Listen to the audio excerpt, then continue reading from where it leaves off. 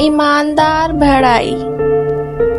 ایک چھوٹے سے گاؤں میں ایک صاف اور بہتی ندی کے کنارے آباد ابراہیم نام کا ایک بڑھئی رہتا تھا۔ اپنی مہارت اور ایمانداری کے لیے گاؤں بھر میں مشہور ابراہیم نے خوبصورت فرنیچر بنایا جو مضبوط اور خوبصورت تھا۔ اپنی معمولی کمائی کے باوجود وہ اپنے پاس موجود ہنر اور رزق کے لیے اللہ کا شکر گزار اور مطمئن تھا۔ ایک دن پڑوسی شہر کا ایک مالدار تاجر ابراہیم کی ورکشاپ پر آیا۔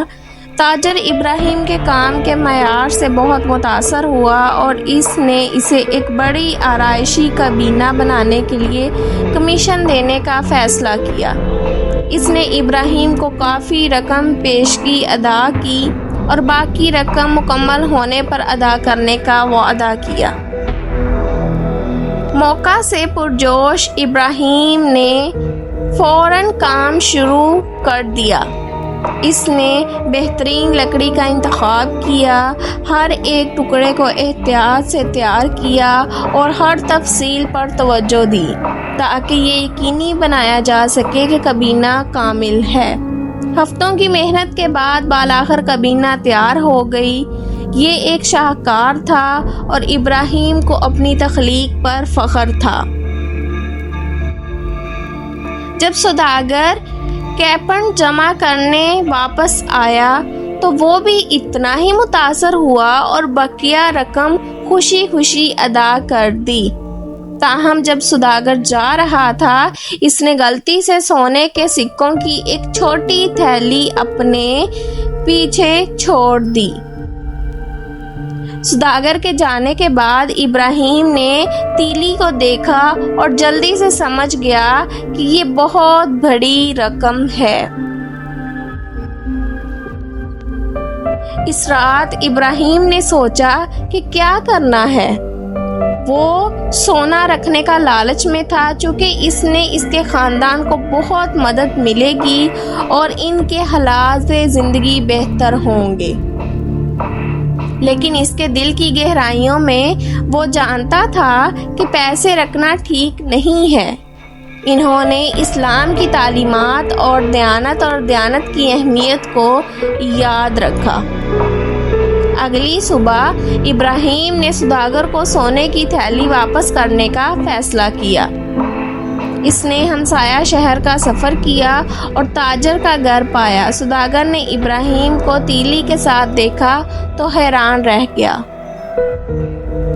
تم اس کو واپس کرنے کے لیے اتنی دور کیوں گئے؟ سوداگر نے ابراہیم کی ایمانداری پر حیران ہو کر پوچھا۔ ابراہیم نے مسکرا کر جواب دیا، بطور مسلمان ہمیں دیانتدار اور امانتدار ہونا سکھایا جاتا ہے۔ جو کچھ مجھ سے تعلق نہیں رکھتا اسے رکھنا میرے ایمان اور میرے اصولوں کے خلاف ہوگا۔ اللہ تعالیٰ ہمارے ہر کام کو دیکھتا ہے اور وہ مجھے اس کی ہدایت کے مطابق زندگی گزارنی چاہیے۔ سوداگر ابراہیم کے قول و فعل سے بہت متاثر ہوا۔ اس نے ابراہیم کو ان کے شکر گزاری کے طور پر سونے کے سکوں کا ایک حصہ دیا اور ابراہیم کی ایمانداری کی بات پورے شہر میں پھیلی۔ جلد ہی زیادہ لوگ ابراہیم کے پاس بڑھئی کی ضروریات کے لیے آئے اور اس کا کاروبار خوب پھلا پھولا۔ ابراہیم نے ہمیشہ اللہ پر بھروسہ کرتے ہوئے دیانتداری اور ایمان کی زندگی بسر کی۔ اس کی کہانی دونوں دیہاتوں میں ایک پیاری کہانی بن گئی۔ اس نے یہ سبق سکھایا کہ سچی کامیابی ایمانداری، دیانتداری اور اللہ کی رہنمائی پر یقین سے حاصل ہوتی ہے۔